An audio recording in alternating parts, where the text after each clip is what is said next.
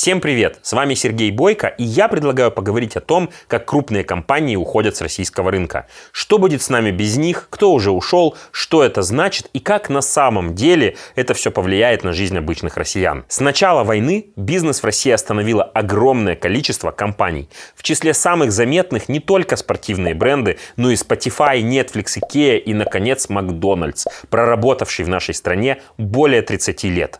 Владимир Путин считает, что экономика страны прекрасно с этим справляется. Расчет был понятен.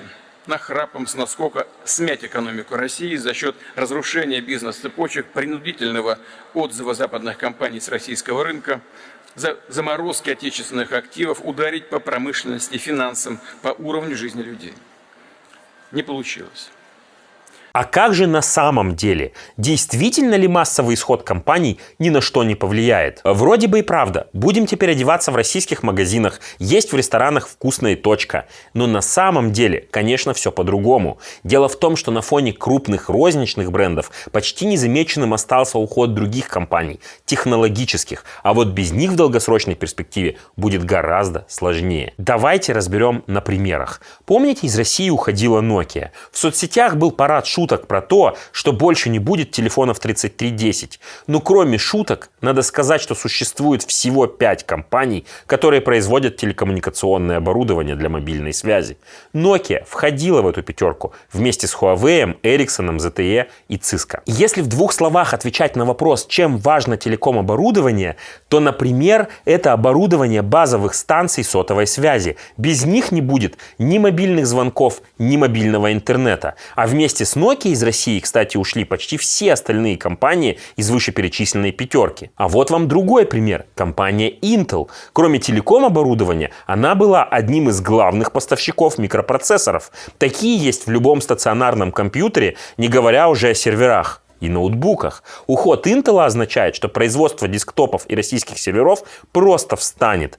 Мало того, у компании Intel был свой собственный завод в Нижнем Новгороде, на котором работали более 1000 человек. Как вы думаете, как отразится на их жизни уход Intel из России?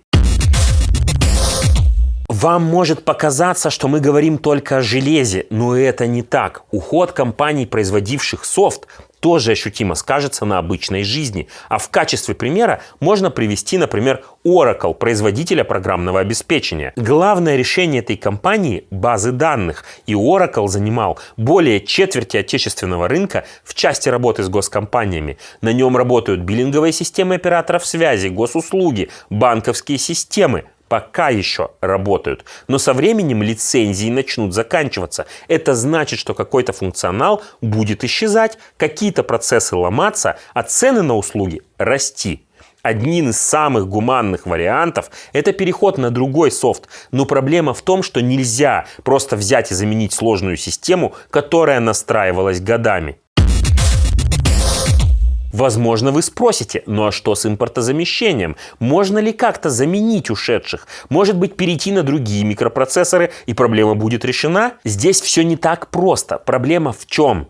В производство телеком-оборудования и инженерных решений часто включена далеко не одна корпорация. И это работает как слаженная цепочка, в которую ты либо интегрируешься, либо отстаешь. Что бывает, если выбрать отдельный путь? Очень хорошо видно на примере сетей 5-го поколения. Это сети, которые необходимы для развития промышленности. Это не просто значок 5G на вашем телефоне, а то, что делает возможным роботов, искусственный интеллект и вообще быструю и качественную передачу сигнала, которая в нашей цифровой реальности часто становится критичной. В России сети 5-го поколения с самого начала столкнулись с характерной проблемой. С какой? На пути у технологического прогресса встали ФСБшники. Они не захотели отдавать под 5G нужный диапазон частот, которые используют во всем остальном мире. То есть все было и так непросто. А теперь, когда Россия уверенно идет по пути полной изоляции, будущее сетей 5-го поколения под огромным вопросом. В мире нет ни одной страны, которая могла бы самостоятельно построить свои 5G-сети. Как я уже сказал, сложная производственная цепочка. Ядра для микропроцессоров проектируют в одной стране, оборудование заводится из другой, расходные материалы и сырье из третьей. И если исключить хотя бы одно звено, нарушается весь процесс. К слову, та самая Nokia, с которой мы начали, поставляла оборудование и для сетей 5-го поколения. Есть мнение, что не все компании, которые заявили о приостановке работы, уйдут полностью навсегда. Говорят, что и Макдональдс оставил себе возможность вернуться, и приостановки не означают полного прекращения бизнеса. Бренды могут переходить другим юрлицам, но в любом случае, особенно в случае технологических компаний, когда процессы прерываются, это не может не отразиться на всей сложной цепочке. Надо понимать, что в современном мире невозможно взять и изолировать целую страну.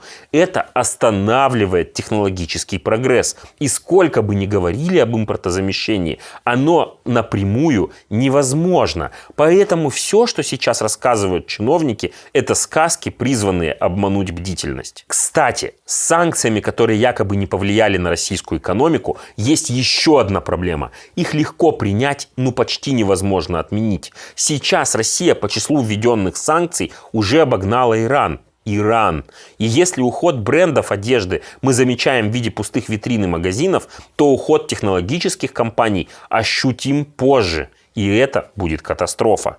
А главное, такой уход никак не поможет российским пользователям. Он не сделает доступнее независимые источники информации, из которых россияне могли бы узнавать, что на самом деле происходит в Украине, что на самом деле творится в России.